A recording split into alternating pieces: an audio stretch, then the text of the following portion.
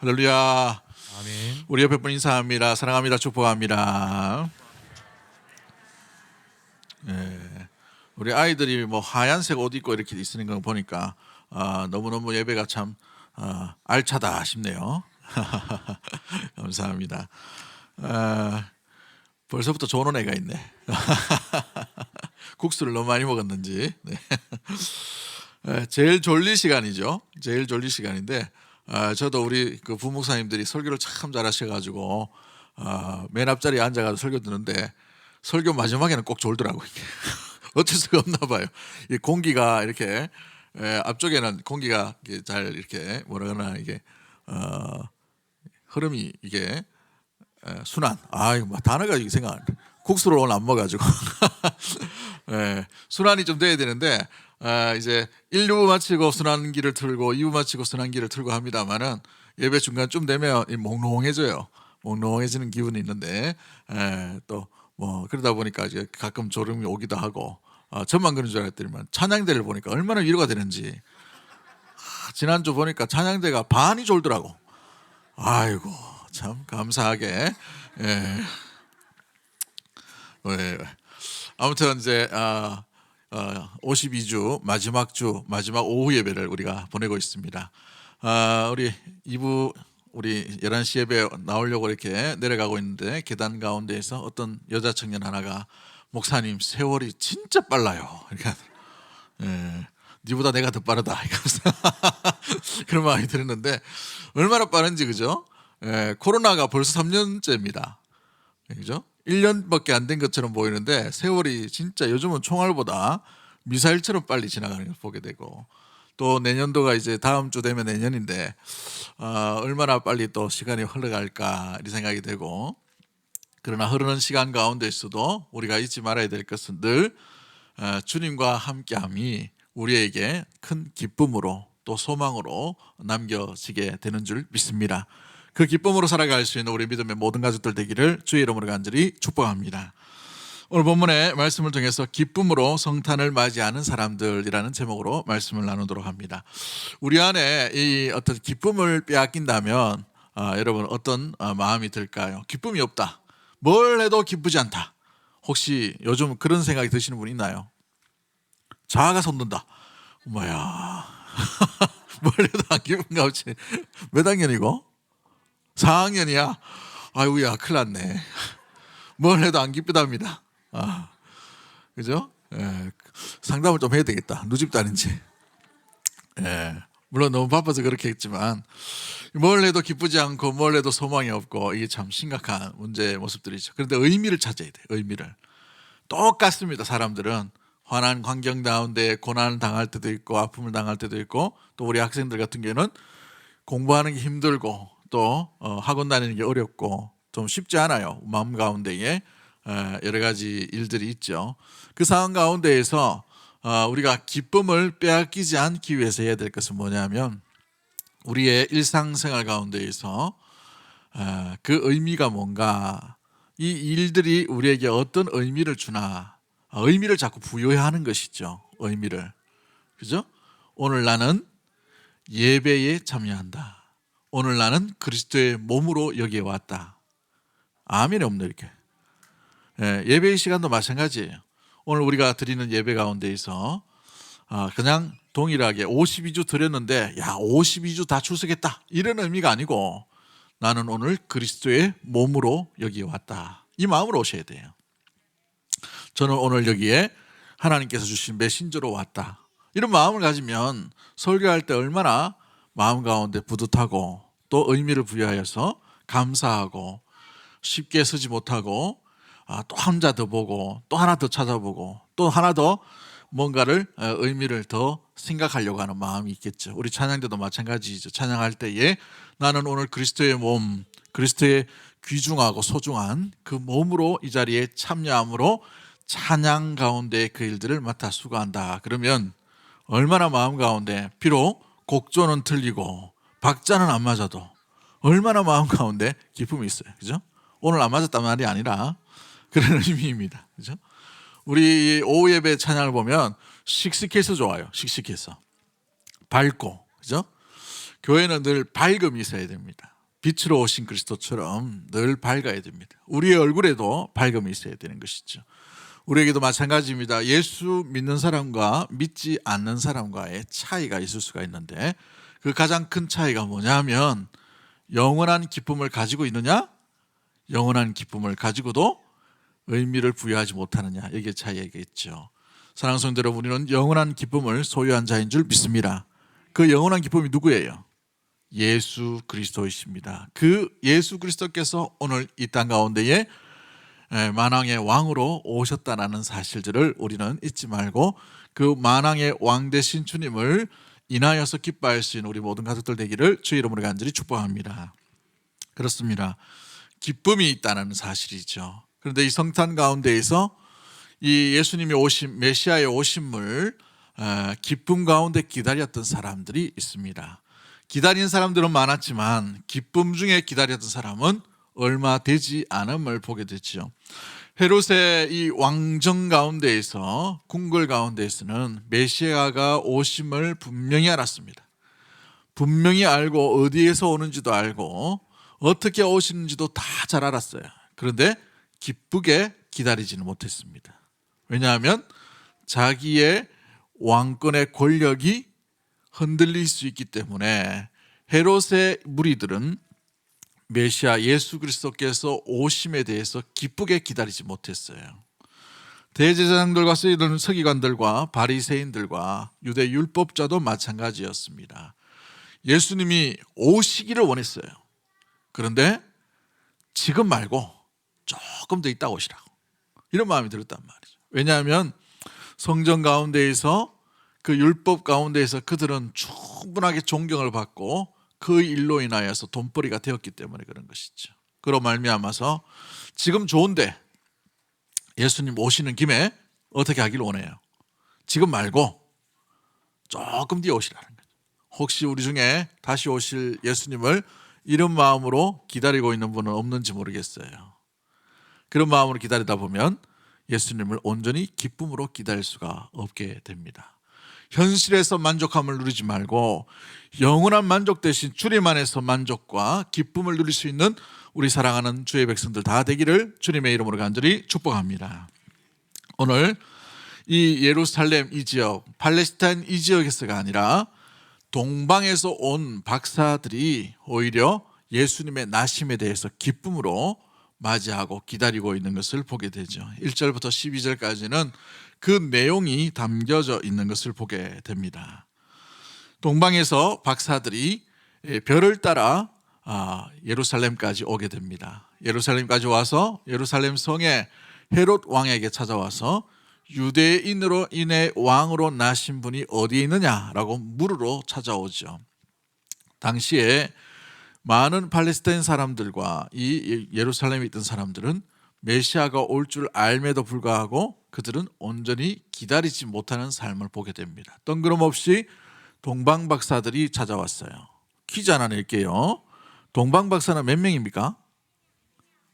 3명이에요? 어떻게 그리 잘 알아? 동방박사 3명이라고 성경이 어디 있어요? 네? 동방박사가 3명이다 하는 거 성경이 없어요. 있으면 찾아보면 제가 상품권 5만 원 드릴게. 동방박사가 3명이라는 건 없고 드린 재물이 몇 개예요? 3개죠.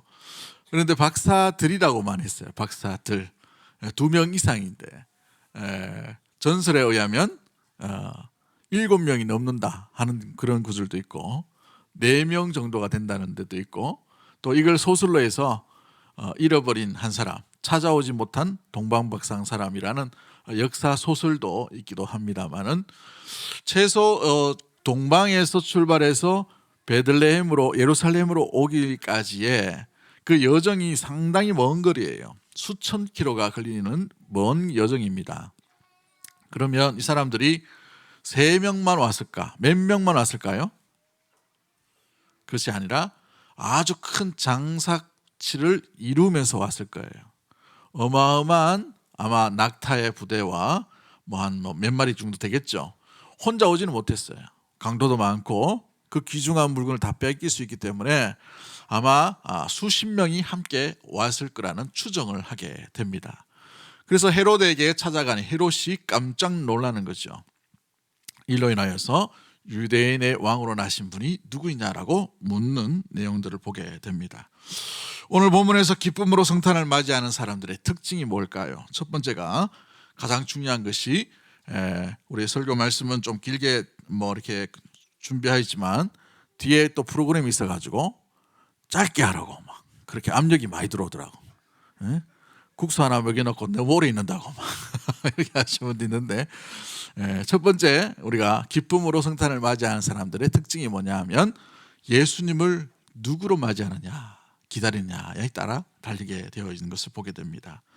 여러분, 동방박사들의 고백을 한번 잘 들어보십시오. 2절 말씀 보십시오. 2절 말씀 보시면 유대인의 뭐로 나신 이가라고 되어 있어요.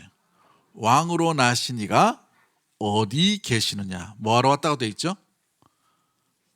그에게 경배하러 왔다라고. 어디서부터요? 동방에서부터. 아마도 메소포타미아 그 지역일 겁니다. 지금의 이란, 이라크 접경지대, 페르시아, 이란이겠죠. 이란 이 지역에서 아마 유대인의 혈통으로 남아있던 사람들이 별을 관측하는 천문학자였을 것입니다. 당시에 이 천문학자라는 말은 이 별을 관측하면서 미래를 예언한 점성술사도 있을 수도 있고, 아마도 미래에 대한 예측을 하는 그런 과학기구에 해당되는 그런 사람일 것입니다. 당시 고대에서는 굉장히 엘리트 집단 중에 한 사람들이 바로 이 별을 관측하는 사람들이에요. 우리나라도 마찬가지죠. 조선시대에 보면 별을 관측하는 것을 함부로 할 수 없었어요. 그래서 중국 걸 그대로 뺏겨왔는데 세종대왕 때 이 천문을 완전히 획기적으로 바꿔버린 인물이 한 명이 나타나죠. 누구예요? 어유 공부 잘한다. 장영실. 맞아요. 그런데 중국에 미움을 당합니다. 천문에 대해서, 하늘에 있던 이치에 대해서 속국인 이 조선이 이걸 한다 해가지고 중국이 굉장히 많이 압력을 많이 가하게 돼 있어요. 아무튼 그만큼 중요한 그 부분이 바로 이 별을 관측하는 그 내용들입니다. 근데 이 천문학자였던 이 동방 박사들이 유대까지 내려오면서 수백 킬로, 수천 킬로 떨어진 이곳에 오면서 뭘로 하기 위해서 이게 내려왔다고 되어 있어요? 유대인의 왕에게 뭐 하기 위해서? 경배하기 위해서. 그렇습니다. 기쁨으로 성탄을 맞이하는 사람들의 특징은 예수님을 어떻게 맞이하는가? 왕으로서 경배하기 위해 찾아온다는 사실입니다. 여러분, 예배에 교회에 왜 오십니까? 오늘 율동 하락하니까 오후 예배 왔어요. 그죠? 루돌프도 쓰고 산타도 쓰고 다 있는데, 우리에게 진정한 기쁨으로 이 성탄, 다시 오실 예수님을 맞이할 수 있는 영원한 기쁨으로 온전히 간직하기 위해서는 동방박사들이 예수님을 어떻게 대하는지를 잘 보셔야 됩니다. 동방박사들은 예수님을 유대인의 왕, 온 인류의 구원자인 메시아로서 경배하기 왔다는 것입니다. 저와 여러분도 마찬가지입니다. 오늘 우리 가운데에서 세상 사람들을 바라보면, 세상의 환경을 바라보면, 내 생활과 내 라이프 스타일을 바라보면은 기뻐할 것이 없는, 어찌 보면 기쁨을 빼앗길 수밖에 없는 시대 가운데, 상황 가운데 놓여질 수 있겠지만, 그러나 거기에서 기쁨을 찾는 것이 아니라 만왕의 왕이시고 그 왕이 나를 다스리시고 나를 구원하시기 위해, 나를 살리시기 위해, 나에게 영원한 생명을 주시기 위해 오신 그분을 예배하고 경배하기 위해 오늘 저는 이 자리에 왔습니다. 이 고백이 여러분 가운데에 영원한 기쁨, 그 영원한 만족 가운데 주님을 노래하며 찬양하는 영원한 기쁨 가운데 가게 되는 놀라운 비결이 되는 줄 믿습니다. 우리 모든 믿음의 가족들이 만왕의 왕이신 예수님을 왕으로, 메시아로 모심으로 말미암아 이 기쁨을 온전히 누릴 수 있는 믿음의 모든 가족들 되기를 주의 이름으로 간절히 축복합니다. 나는 부자가 되었어, 나는 선물을 많이 받았어, 나는 건강했어, 나는 지혜가 있었어, 나는 성공했기 때문에 예수님을 섬긴다, 기뻐한다, 이게 아니에요. 여러분, 성공은 우리 이 땅 가운데에 있을 수도 있고 없을 수도 있어요. 공부 잘하면 평생 다 공부 잘할까요? 아니에요. 학교 졸업하면 공부 잘하고 안 하고 필요 없어요. 그죠? 물론 뭐 직장 가운데 있으니까 하면 모르겠지만 중요한 것은 거기에서 기쁨을 누리면 안 돼요. 성적이 전교 1등 되고 전국 1등 되고 여기에서 기쁨을 누리면 여러분 전 세계에 나가지고 여러분이 1등 못하면 만족을 못 누리잖아요. 그죠? 제가 신대원 갔을 때에 저는 그래도 우리 청년부 옛날 제가 있었던 청년부에서 믿음 좀 괜찮다고 생각했었어요. 좀 책도 많이 읽고 신학 서적 뭐 100권 읽고 뭐 가고 막 이렇게 신대원에 들어갔는데 책도 많이 읽는 사람이고 믿음도 좋은 사람이고 강의도 여러 번 했고 성경 뭐 또 인도 성경 공부도 많이 하고 찬양 인도도 많이 했고 좀 괜찮은 사람인 줄 알았어요. 근데 신대원 딱 들어가니까 어마어마한 사람들이 얼마나 많은지 기도파가 있더라고. 아예 기숙사 안 내려와요. 그 기도 굴에서 살아요. 그런 사람 못 따라가잖아요. 저는 책 좀 읽었다고 생각하는데 도서관파가 있는데 도서관에서 살더라고. 밥도 안 먹어요. 그 사람들은. 얼마나 열심히 책을 읽는지 공부를 얼마나 잘하는지요. 한 번 봤는데 다 외워가지고 다 그냥 하니까 뭐 A+ 다 되더라고. 못 따라하죠. 나보다 누군가를 비교하다 보면 여기에서는 절대 기쁨을 못 누려요. 우리 집보다 이웃집이 낫지. 응? 이웃집보다 저 집이 더 낫네. 이런 생각을 하다 보면 기쁨을 누릴 수가 없다는 것이죠. 우리의 기쁨의 대상은 오직 예수 그리스도 우리의 왕으로 오신 그분에게 있는 줄 믿습니다. 우리 예수님으로 인하여 기뻐할 수 있는 우리 모든 가족들이 되기를 주의 이름으로 간절히 축복합니다. 예수님으로 인하여서 얻은 그 기쁨은요, 우리에게 때로는 상실과 아픔과 상함과 모자람과 부족함 가운데 있어도 그것 바라보지 아니하고 만족하신 완전하신 그 하나님으로 인하여서 기쁨을 누릴 수가 있게 됩니다. 때로는 실패해도, 때로는 건강하지 못해도, 때로는 상실의 아픔이 있다 하더라도, 때로는 갇힘과 아픔과 상함이 있다 하더라도 그 속에서 기쁨을 누릴 수가 있게 되는 것이죠. 바울과 실라가 예수님 전거하다가 감옥에 들어갔어요. 감옥에 들어가는데 거기에서 보통 사람 같으면 절망하고 슬퍼하고 신세한탄하고 내가 왜 이 모양 이 꼴이 되었나라고 가슴 아파할 것입니다. 그런데 바울과 실라는 그런 삶을 살지 않았어요. 그 속에서 오히려 뭘 했습니까? 찬양하고 기도하며 하나님께 영광을 돌렸어요. 그들이 그렇게 할 수 있었던 이유는 그들의 기쁨의 근원 대신 예수님께 있기 때문인 거예요. 모든 죽음과 고통 가운데서 우리를 건지신 예수님 안에 참된 만족과 기쁨이 있었기에 감옥에 들어갔지만, 책찍에 맞았지만, 배고픔을 당했지만, 갇힘받았지만, 모자람이 있었지만, 상실의 아픔이 있었지만, 그러나 기뻐할 수 있는 충분한 근거가 되는 것이 바로 예수님 때문인 줄 믿습니다. 그 예수님으로 인하여 기뻐할 수 있는 우리 믿음의 모든 가족들이 되기를 주의 이름으로 간절히 축복합니다. 이 성탄절에 우리 예수님으로 인하여 기쁨을 다시 회복할 수 있는 우리 모든 가족들 되기를 주의 이름으로 간절히 축복합니다.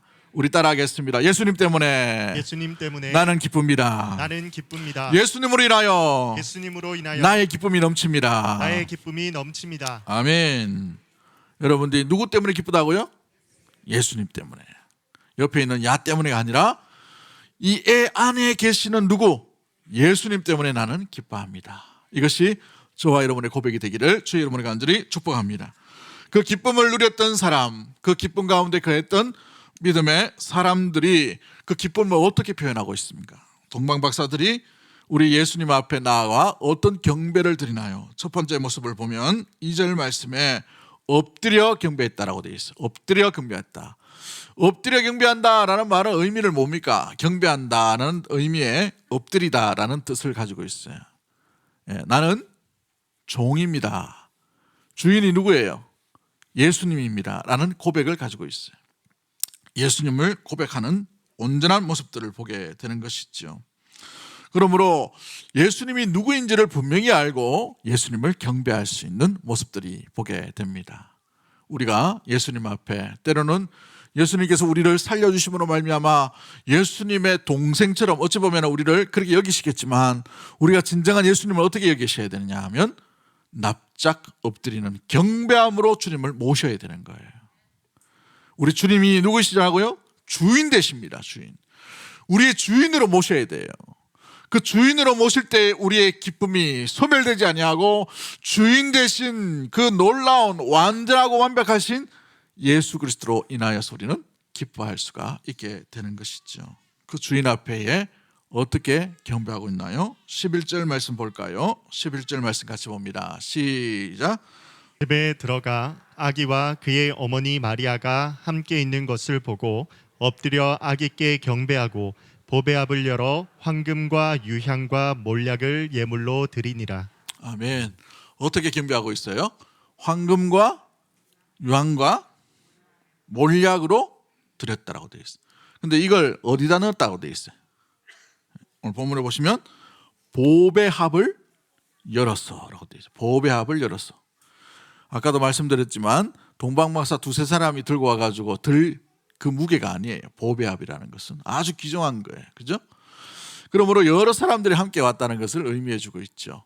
그런데 예수님 앞에 엎드려서 어떻게 했느냐? 황금과 유황과 몰약으로 예물을 드렸다. 보배합을 열어서. 그렇습니다. 우리 예수님께 나아간다는 것은, 경배한다는 것은 내 모든 가지고 있는 소중한 것보다 우리 예수님이 더 존귀한 분입니다라는 의미를 가지셔야 돼요. 여러분이 집에서 제일 아끼는 게 뭡니까? 우리 주일학교 학생들 문화상품권이에요? 휴대폰이에요? 한 100만 원 하는갑다, 그죠? 그것보다 우리 예수님이 더 귀중한 분으로 여기셔야 돼요. 그렇기 때문에 예배 드릴 때에 제일 여러분이 소중한 거 일단은 내려놓고 예수님 앞에 예배 드리란 말을 선생님들이 종종 하죠. 그 의미가 핸드폰보다 예수님이 더 소중한 분으로 고백되어야 됩니다. 그게 안 되면 아직 예수님 덜 믿는 거예요. 그죠? 여러분 그럴 수 있겠어요? 아이고 몇 명 고개 끄덕끄덕하네. 얼마나 감사하노, 그죠? 고개 끄덕이던 사람 3명 정도 되는데 갑자기 또 많이 하네. 취소. 가장 좋은 것들로 보배합을 열으셔야 돼요. 보배합을 열으세요. 뭐 좀 줄락했더니 안 되겠네. 보배합을 드셔야 돼요. 우리 하나님 앞에 그 기쁨을 누리기 위해서는 보배합. 마지막 세 번째가 뭐냐면 말씀의 지시함을 따라 살아가야 하는 것이죠. 그렇습니다. 기쁨을 누리며 살아갔던 믿음의 이 동방 박사들은 엎드려서 예수님께 예배하며 보배합을 열어서 예수님께 드리고 예수님의 그 성령의 인도하심의 그 말씀, 헤롯에게로 가지 말고 다른 길로 돌아가라 라는 그 명령을 따라 온전히 순종하며 살아갔던 것들을 보게 됩니다. 오늘 이 성탄의 이 귀한 이 오후 예배에 맞이하는 우리 모든 주일학교 또 하는 우리 주의 몸된 교회 모든 성도 여러분, 성탄 가운데에 예수님으로 인하여 기뻐하는 아름다운 시간이 되기를 주의 이름으로 간절히 축복합니다. 또 그 기쁨이 소멸되는 기쁨이 아니라 영원한 기쁨이 되려면 영원한 주인 되신 주님을 온전히 주인공으로 여기고 섬기며 가장 귀중한 것도 아깝지 아니하고 주께 내어드릴 마음 가운데에 온전히 섬길 수 있는 믿음의 모든 가족들 되기를 주의 이름으로 간절히 축복합니다. 또한 주의 생명의 말씀이라면 그 말씀 따라 가장 먼저 우리의 길을 정할 수 있는 우리 믿음의 모든 가족들이 되기를 주님의 이름으로 간절히 축복합니다. 할렐루야. 끝. 기도합니다.